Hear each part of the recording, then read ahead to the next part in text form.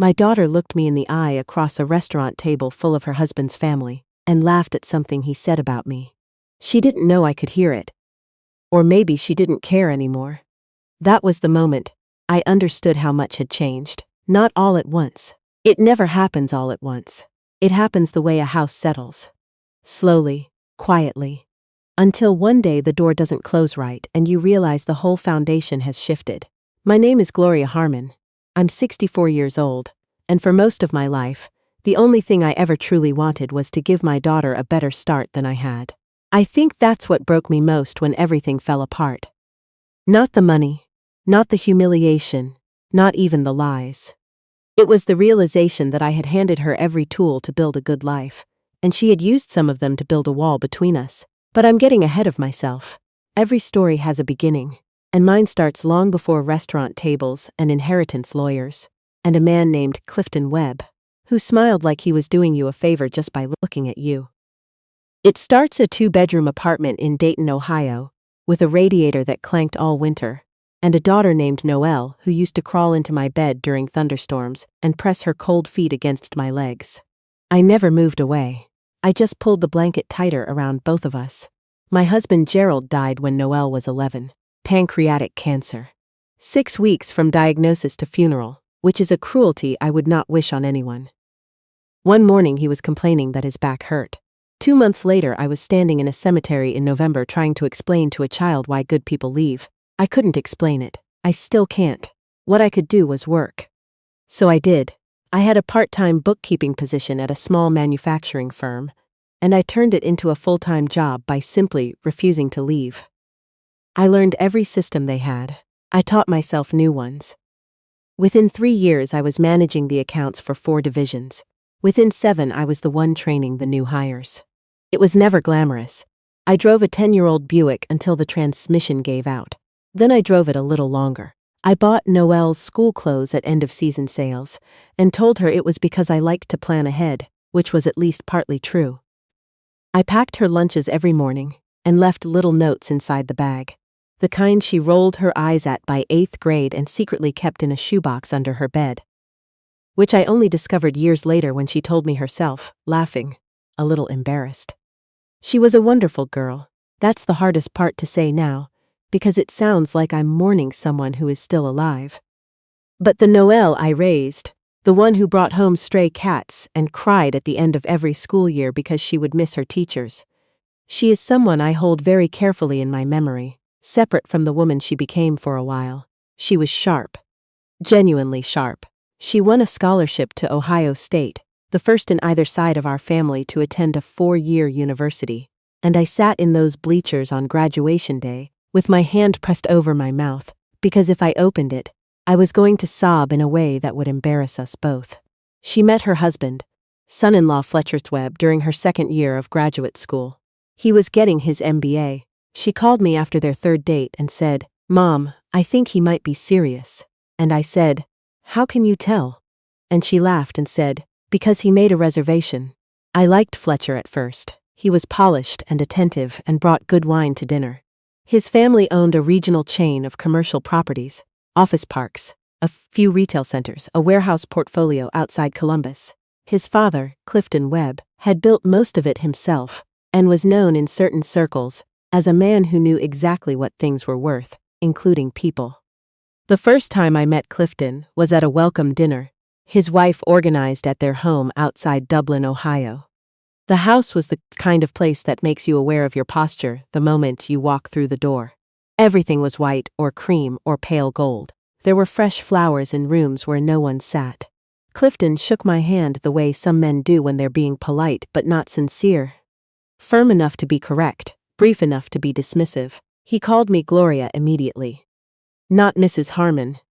Not even a question first, just Gloria, as if using my first name was a decision he had already made about where I ranked. His wife Renata was warmer, in the way expensive hotels are warm. Pleasant surfaces, careful distance. She asked about my work, complimented my earrings, and then gently redirected every conversation back toward the family's upcoming projects. I drove home that night telling myself I was being uncharitable. Not everyone has to be warm. Not every family works the same way. Noelle was happy, Fletcher was attentive. That was what mattered. But something had snagged in my mind and I couldn't shake it loose. Over the next 2 years, Noelle and Fletcher married, bought a house in a suburb I needed directions to find, and began building a life that looked increasingly like the Webb's life, and decreasingly like anything I recognized. The calls got shorter, the visits got fewer. When we did see each other, Noella laughed at things she wouldn't have laughed at before.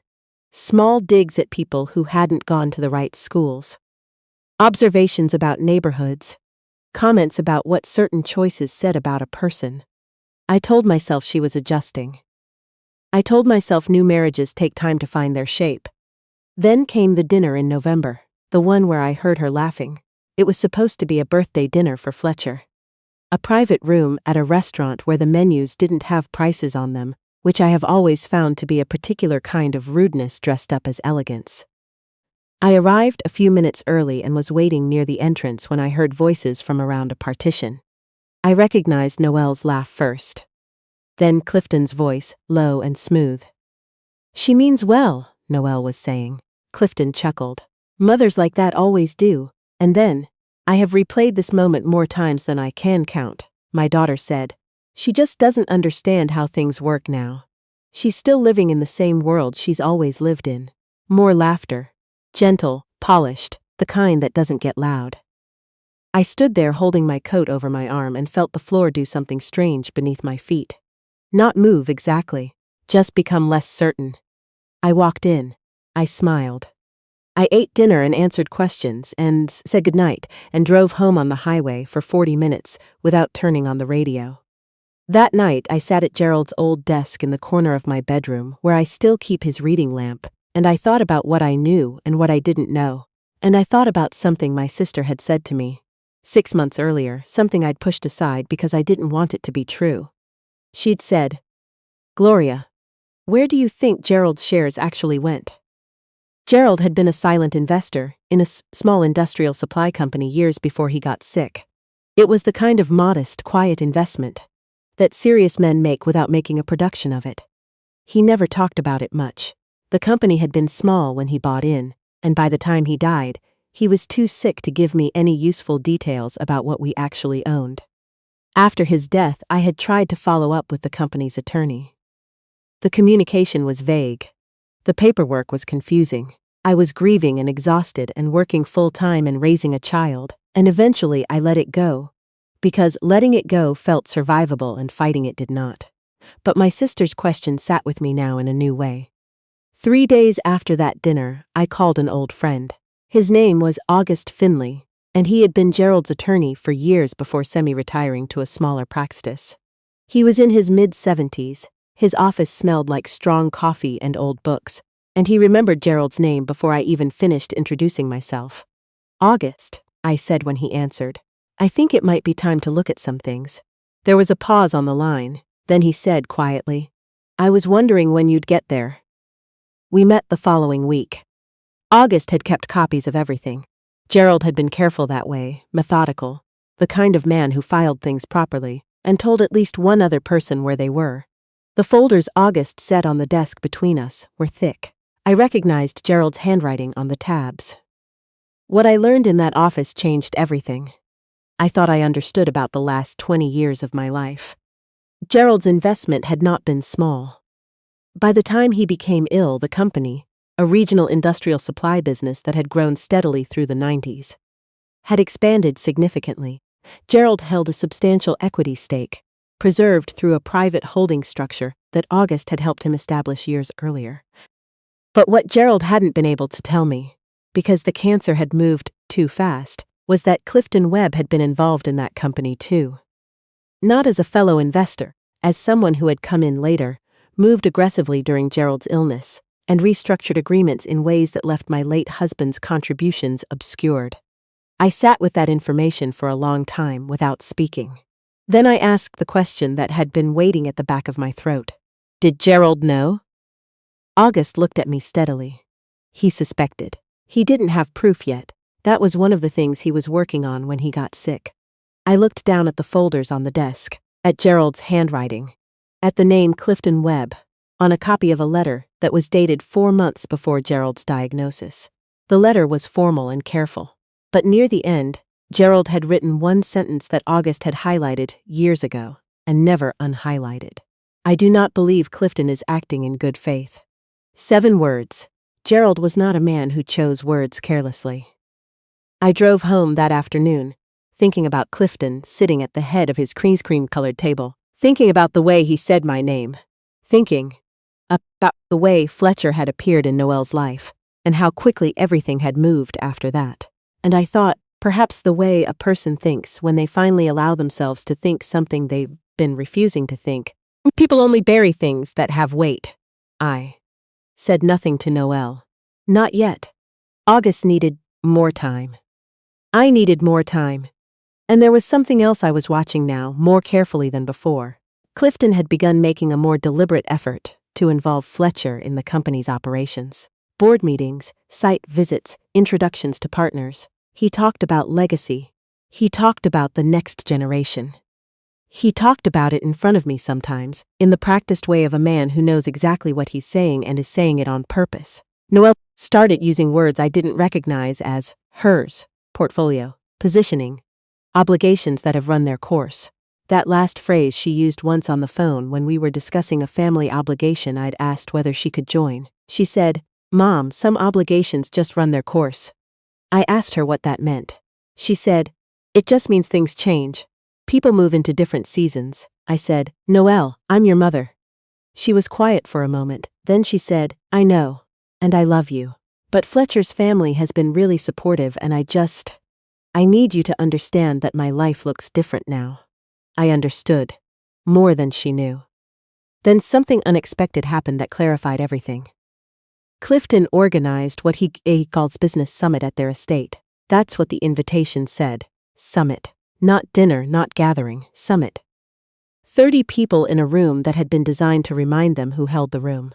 I attended because Noelle asked me directly, and because I was paying close attention now.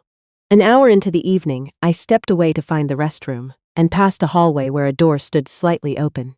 Inside I could hear Clifton's voice, and then Fletcher's, and then, faint but unmistakable, Noelle's. I stopped. Clifton was speaking in the low, certain tone he used when he was not asking a question. "She's going to become a complication. You understand that?" Fletcher said something I couldn't catch. Clifton said, "There are documents that need to be addressed before any of this moves forward. If those old interests surface, it creates problems. For everyone." A pause. Then Noelle said quietly, "She won't cause trouble." Clifton, "That's not a certainty. That's a hope." Another pause. Then Fletcher said something that landed in my chest like a stone dropped from a height. "We can have something prepared. Something that addresses her right to make future claims. Frame it as estate planning. She'll sign it if Noelle asks her." Silence. Then Clifton said, "Good." I walked back to the main room. I found a chair near the window. I sat down and watched the party continue around me, and I thought about Gerald's letter and August folders and the way my daughter had said, "She won't cause trouble," as though I were a weather system to be managed.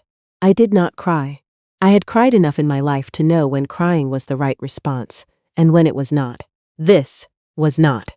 A week later, Noelle called and asked if she could stop by.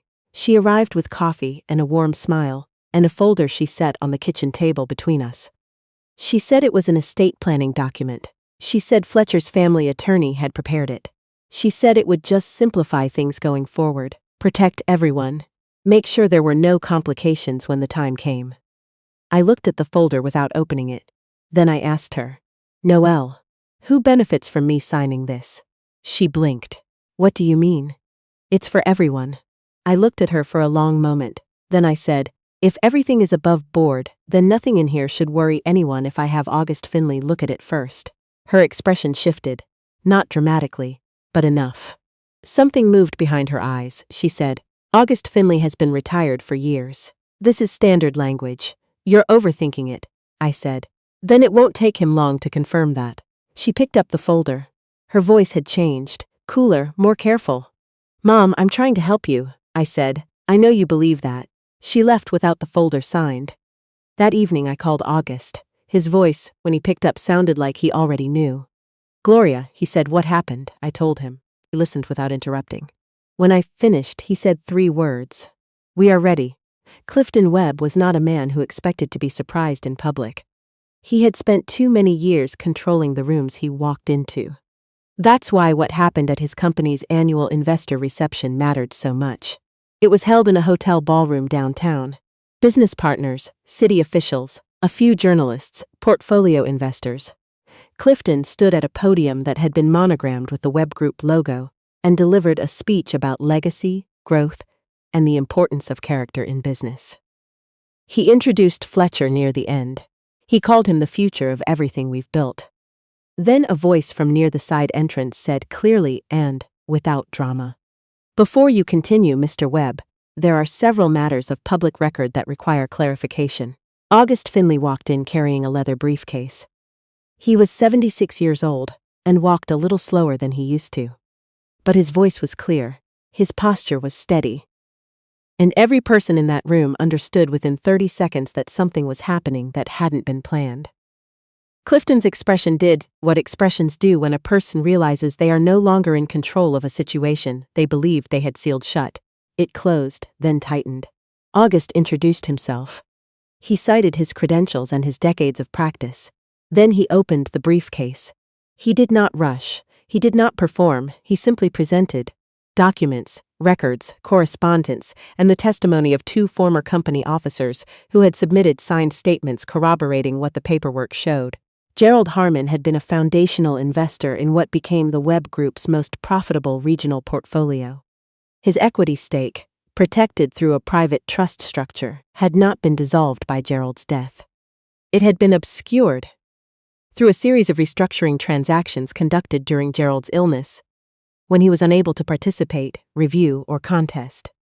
The ownership interest had not expired. It had not been sold. It had simply been made invisible. Until now, the room was quiet in a way that expensive rooms rarely are. August placed a final document on the presenter's table. "This letter," he said, "was written by Gloria Harmon 8 months before his death." Then he read one line aloud. "I do not believe Clifton is acting in good faith." I watched Clifton's face. He had been in boardrooms for 40 years. He knew how to project calm, but the color had left the skin around his jaw. And when he turned toward Fletcher, something passed between them that I cannot name but recognized immediately. Fear with nowhere to go. Then August turned and looked at me. "The interest preserved in Gloria Harmon's trust," he said, "transferred to his surviving spouse as his death." He paused. "That is Gloria Harmon." I heard a sound move through the room. Not quite a gasp. Something softer, something like the collective recognition of a story. None of them knew they were inside. I did not stand. I did not speak. I simply remained where I was, seated quietly near the 3rd row, and I let the truth do what the truth does when it has been patient long enough. I looked at Noelle once. She was standing near the wall with her hand pressed against her collarbone. Her face had gone pale and open, the way faces do when a person's understanding of something large has just been rearranged. She looked at her father-in-law, then at Fletcher, then at me. And for just a moment she looked like the girl who used to press her cold feet against my legs in the middle of the night. The weeks that followed were not clean or simple. The truth rarely tidies up after itself. What it does is create conditions for honesty, and honesty, when it finally arrives, tends to be uncomfortable for everyone. Clifton retained lawyers. There were negotiations. There were documents reviewed and disputed and reviewed again. August moved through all of it with the methodical patience of a man who had been waiting for decades to finish something and intended to finish it properly. The outcome took months to formalize, but the essential facts were not in serious dispute once the records were examined by independent counsel. Gerald's ownership interest was legitimate, documented, and legally preserved. What had been done during his illness had been done without proper authorization.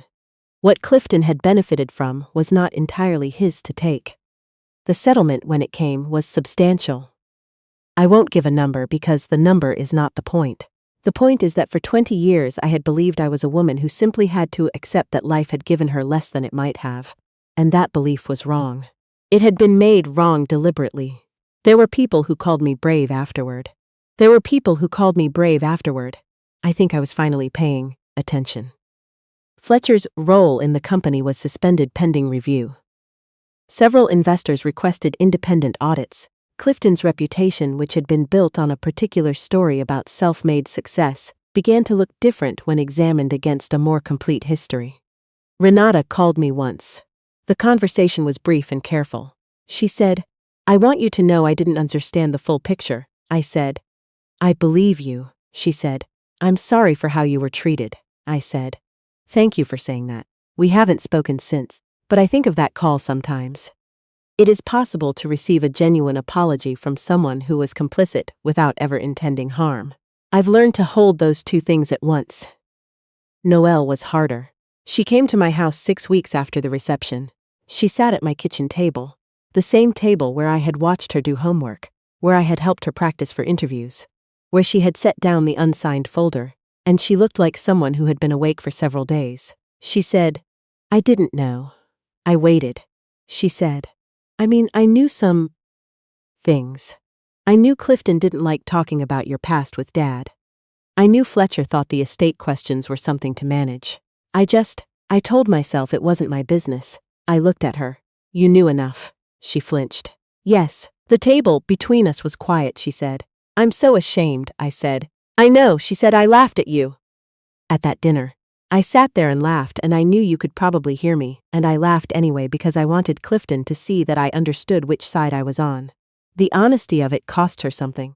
I could see it in the way she held her shoulders. I said, "That was the worst of it, Noelle? Not any of the rest." She nodded. She didn't try to argue or explain. We sat together for a long time without saying much. At some point I made tea. At some point she started to cry, not dramatically, just quietly, the way people do when they're grieving something they can't undo. I didn't tell her it was fine. It wasn't fine. But I also didn't tell her it was unforgivable. Because I had raised her, and I knew she was not past saving. I just didn't know yet how long the road back would be. That was 18 months ago. I won't pretend the relationship has returned to what it was. I'm not sure it can, and I've stopped needing it to. What I need is for it to be honest. And slowly, imperfectly, that's what it's becoming. Noelle left Fletcher's family business entirely. That decision was hers. Made without pressure from me, which mattered. She and Fletcher are still married, working through things in ways I am not privy to, and don't ask about. What I see is a woman slowly reclaiming a version of herself that got buried under other people's expectations, which is a kind of excavation I respect. She volunteers twice a month with a housing support program for elderly women on fixed incomes. She told me about it as though she expected me to ask why. I didn't ask, I just said, "That's good work," she said. "It matters to me now in a way I didn't expect." I said, "Things you didn't understand before have a way of doing that." She looked at me for a moment and then nodded. As for what I did with the settlement, I kept enough to be comfortable and to feel safe for the first time in a very long time. The rest went toward a foundation I established with August's help, which provides emergency financial and legal assistance to widows navigating estate disputes. Because what happened to me happens to women every year, and most of them don't have an August Finley filing folders quietly in a back office. The foundation is small. It will probably stay small, but 2 months after we opened our doors, a woman from Akron sent a letter that I keep in the same drawer where I used to keep Noelle's handmade Mother's Day cards. She wrote, "I thought I was supposed to just accept it. I didn't know there was something to fight for. Thank you for telling me there was." I have read that letter more times than I can count. Gerald would have read it too. He would have read it, and then probably gone back to whatever he was doing, because he was not a man who needed to make a moment bigger than it was. That was one of the things I loved most about him. He just did the work. He didn't need anyone to know. I think about him often now, more than I did in the middle years when survival took up most of the room. I think about the fact that he was quietly building something he believed would eventually help us, and that he ran out of time to tell me. I think about what it must have cost him, knowing what he suspected about Clifton, knowing he might not be around to protect it. I hope he knows it's protected now. Last spring, Noelle came with me to a foundation event. She didn't say much. She helped set up chairs and poured coffee and listened to the women who spoke. On the drive home she was quiet for a long time, then she said, "Mom, I don't think I understood what you excited. All those years I didn't say anything. I just kept driving, she said. I thought I did. I thought I appreciated it. But I didn't actually understand what it cost, I said. Most children don't. That's not a failure, she said. I still should have known better. I didn't argue with her. After a while, she said, I found the notes. The ones from my lunches. I still have them. I smiled at the road. She said, there was one that said, you are braver than you know. I read it every time I'm not sure I am, I said. That's exactly why I wrote it. We didn't say much else the rest of the drive, but it was the kind of quiet that felt full instead of empty, and I have learned, at 64, to tell the difference. I have also learned that healing doesn't announce itself. It doesn't arrive with clarity or resolution. It shows up the way spring does after a long Ohio winter. Gradually, then suddenly, in small things you almost miss. A phone call that doesn't feel careful. A meal that doesn't feel managed. A daughter who looks at you the way she used to, like you are someone she is genuinely glad to know. I would not say we are where we were. I would say we are somewhere better, because where we are now was chosen honestly, and the place we were before was partly a performance for other people. Gerald used to say the truth has a long memory. He meant it as a comfort, I think, that lies don't last, that the real story eventually surfaces. I didn't fully believe him when he said it. I think I just loved him for saying it. I believe him now.